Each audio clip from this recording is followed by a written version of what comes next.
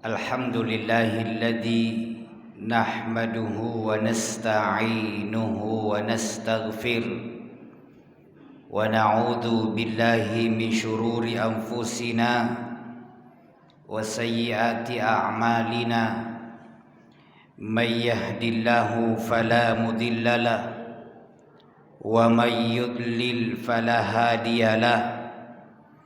Ashhadu an la ilaha illallah wahdahu la syarika lah wa ashhadu anna Muhammadan abduhu wa rasuluh.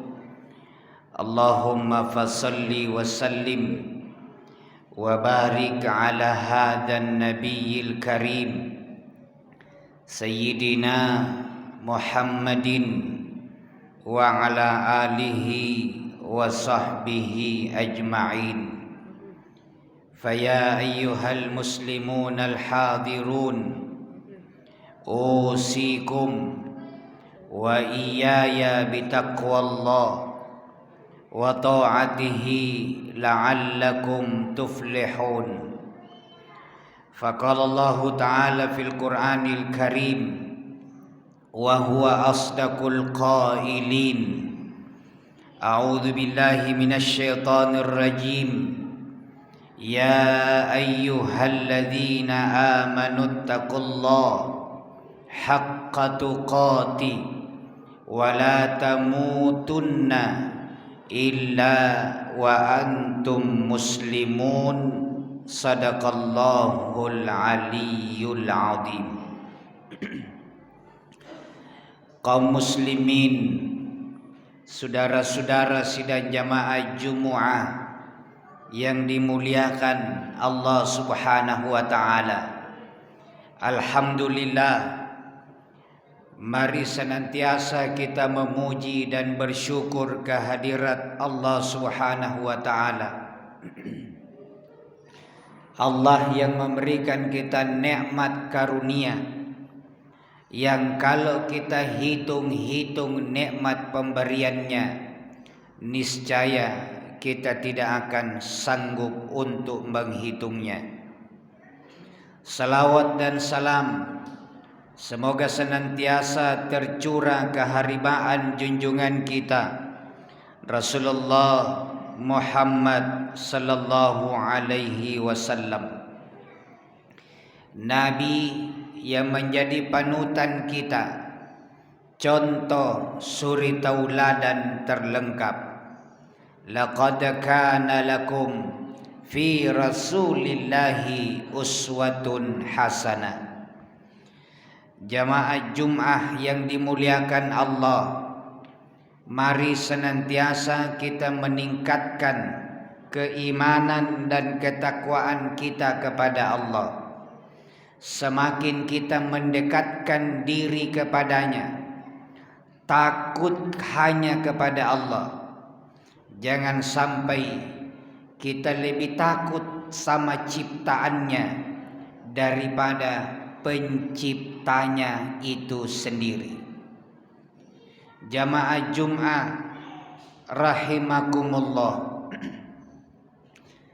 beberapa hari yang lalu kita dikagetkan dengan berita yang sangat viral.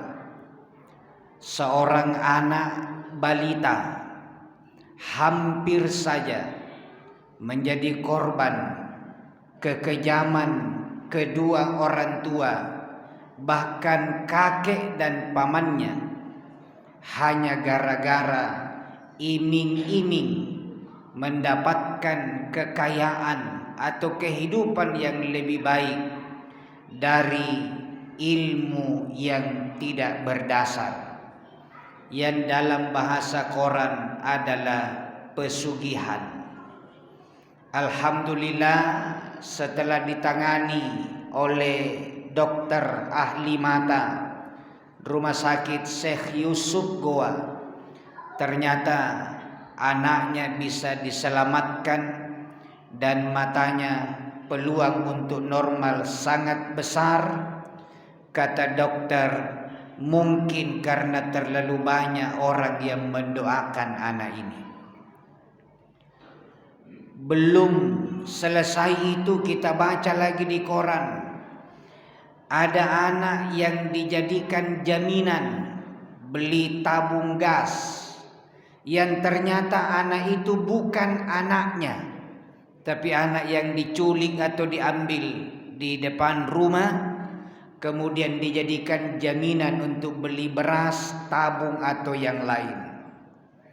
Dan banyak kejadian-kejadian miris yang harus menyadarkan kita bahwa kita orang tua mesti punya perhatian lebih kepada anak-anak kita.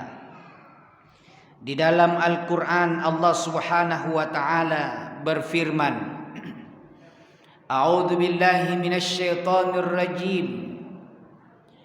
Ya ayyuhalladzina amanu qu anfusakum wa ahlikum nara. Jagalah dirimu dan jagalah seluruh keluargamu dari api neraka.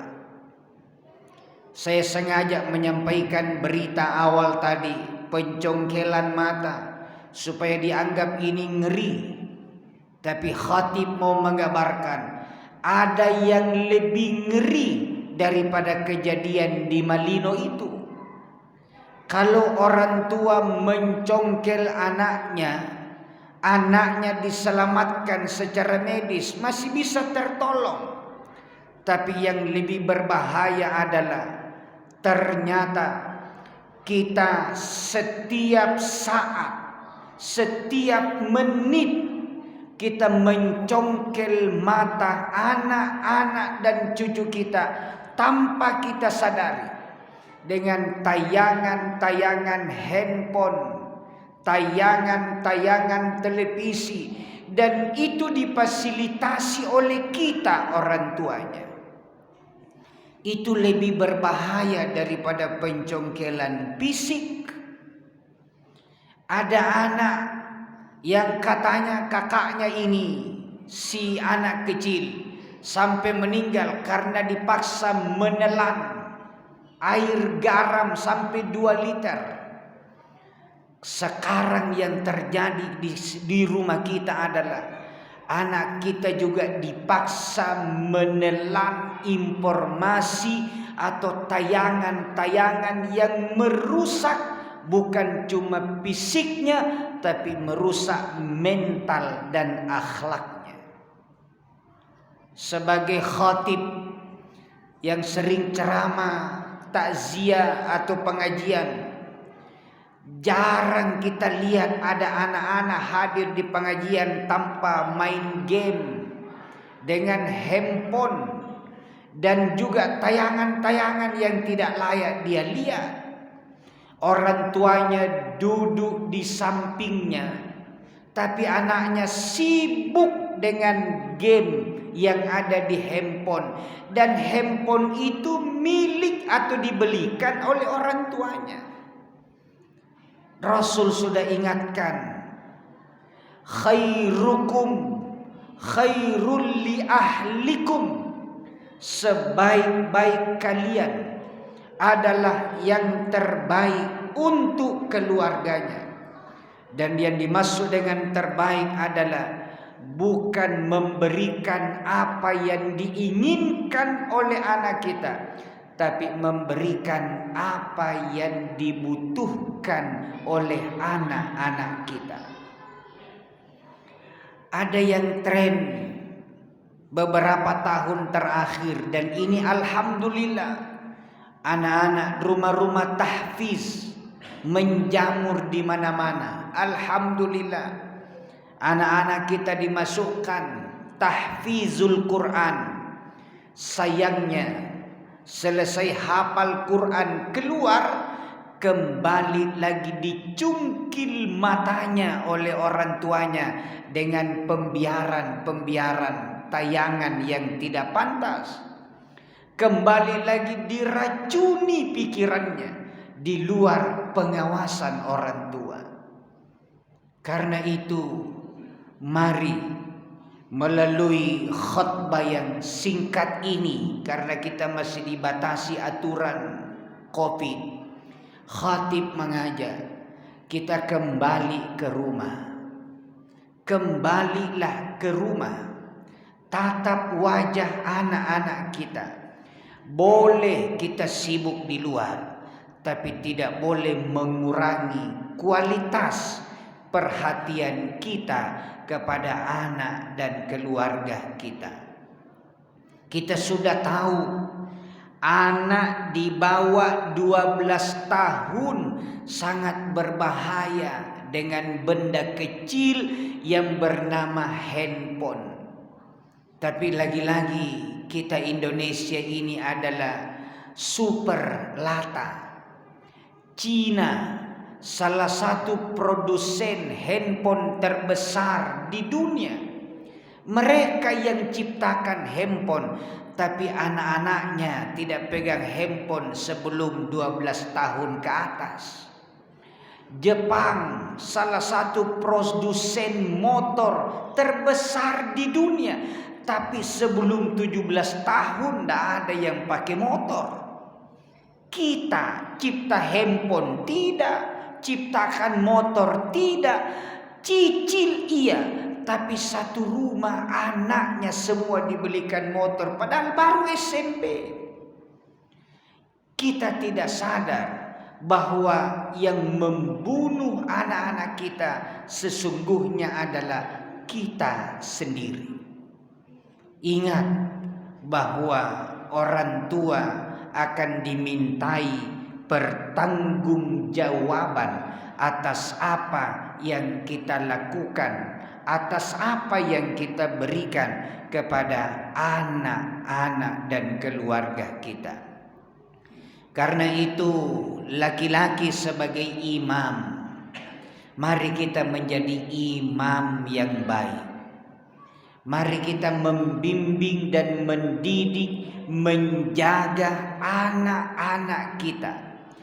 Kalau ternyata karena kesibukan kita mencari nafkah atau karena pekerjaan kita sadar tidak mampu mengontrol anak-anak kita, titipkanlah anaknya di pondok pesantren.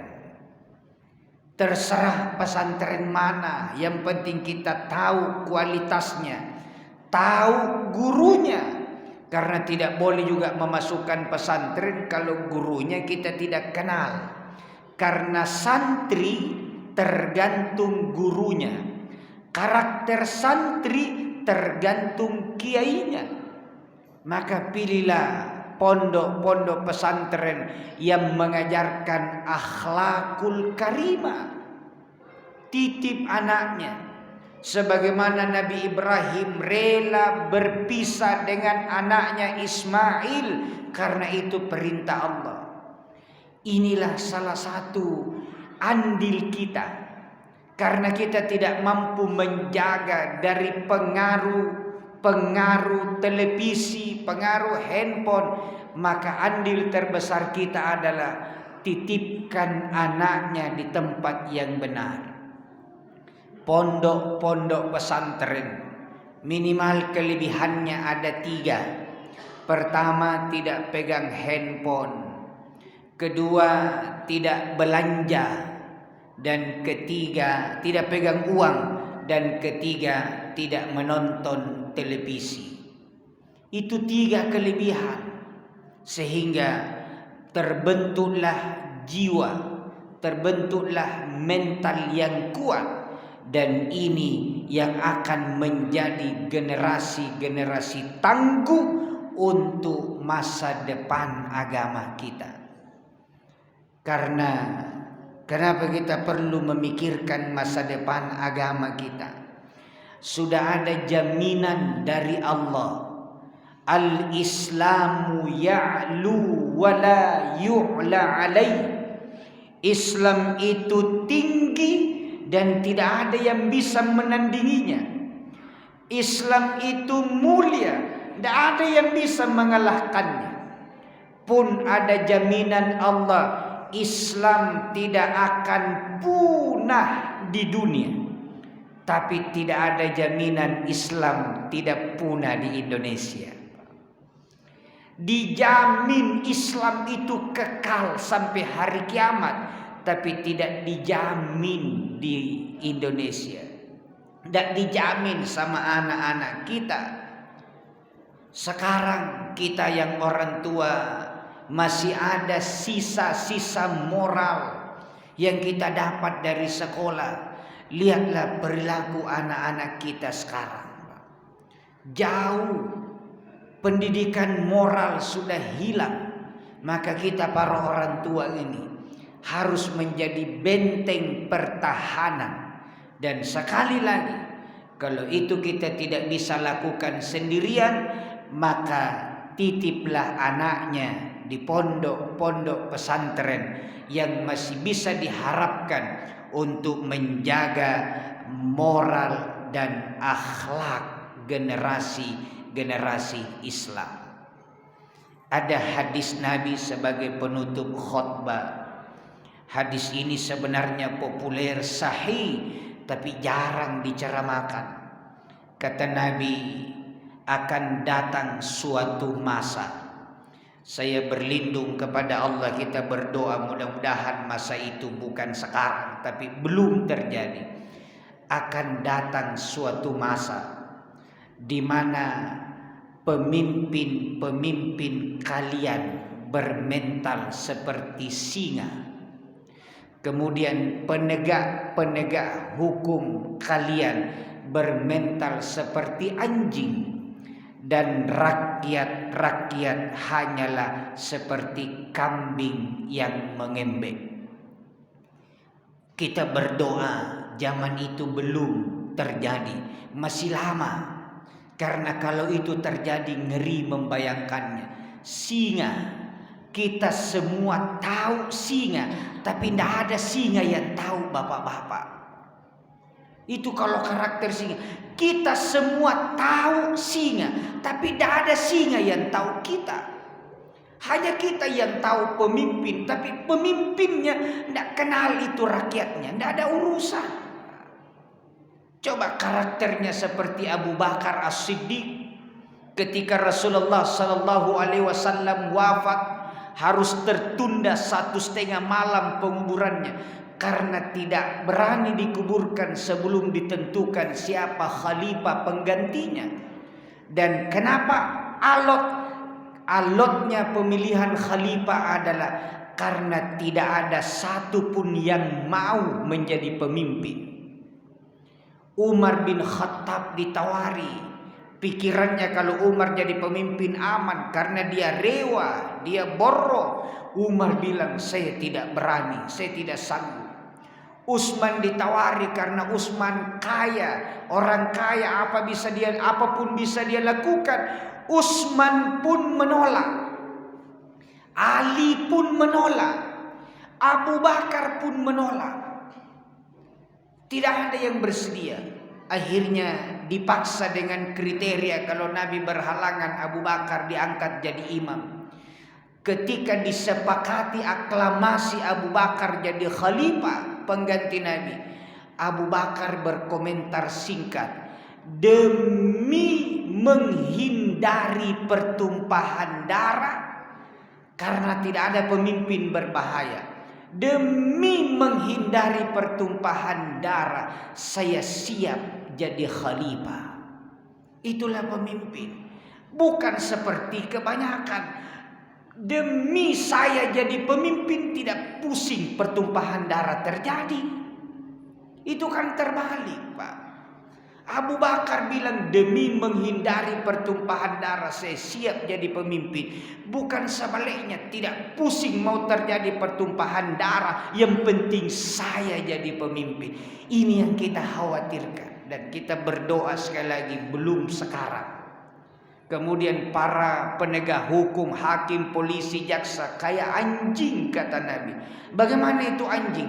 Anjing disuruh menjaga siap, tapi ketika kita tinggalkan rumah, dia tidak tahu siapa yang datang, mau perampok atau orang baik.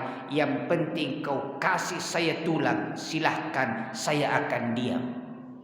Dan bahaya ketiga, kata Nabi dalam hadisnya adalah rakyat seperti kambing. Tidak ada itu, kita pernah baca berita ada serigala mati dikeroyok oleh kawanan kambing. Tidak ada. Yang ada adalah kawanan kambing mati dimakan oleh seekor serigala. Maka sebanyak apapun kita, kalau mentalnya mental kambing, tidak akan bisa melawan kebatilan. Doa kita adalah semoga hadis ini yang disampaikan Nabi belum terjadi sekarang, dan kita berdoa mudah-mudahan kita tidak ketemu dengan zaman yang disebutkan oleh Rasulullah.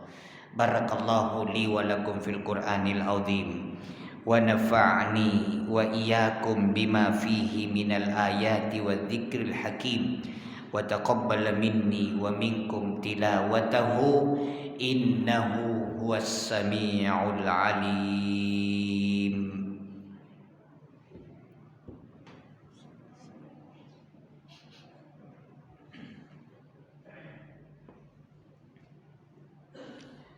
Alhamdulillah, alhamdulillahilladzi hamdan katsiran kama amar. Asyhadu an la ilaha illallah wahdahu la syarika lah, wa asyhadu anna Muhammadan abduhu wa rasuluh. Allahumma fassalli wa sallim wa barik ala hadzal nabiyil karim sayyidina Muhammadin wa ala alihi wa sahbihi ajma'in. Faya ayyuhal muslimun al hadirun, ittaqullaha haqqa tuqatih wa la tamutunna illa wa antum muslimun. Wa qala ta'ala, innallaha wa malaikatahu yusalluna 'alan nabi ya ayyuhalladzina amanu sallu 'alaihi wa sallimu taslima. Allahumma salli 'ala Muhammadin wa 'ala ali Muhammad kama sallaita 'ala Ibrahim wa 'ala ali Ibrahim. وبارك على محمد وعلى آل محمد كما باركت على إبراهيم وعلى آل إبراهيم في العالمين إنك حميد مجيد. اللهم اغفر للمسلمين والمسلمات والمؤمنين والمؤمنات الأحياء منهم والأموات إنك سميع قريب مجيب دعوات ويا قاضي الحاجات. ربنا اغفر لنا ولإخواننا الذين سبقونا بالإيمان ولا تجعل في قلوبنا غلا للذين آمنوا ربنا إنك رؤوف رحيم. ربنا ظلمنا أنفسنا وإن لم تغفر لنا وترحمنا لنكونن من الخاسرين. ربنا لا تزغ قلوبنا بعد إذ هديتنا وهب لنا من لدنك رحمة إنك أنت الوهاب ربنا آتنا في الدنيا حسنة وفي الآخرة حسنة وقنا عذاب النار عباد الله إن الله يأمر بالعدل والإحسان وإيتاء ذي القربى وينهى عن الفحشاء والمنكر والبغي يعظكم لعلكم تذكرون فاذكروا الله العظيم يذكركم ولذكر الله أكبر والله يعلم ما تصنعون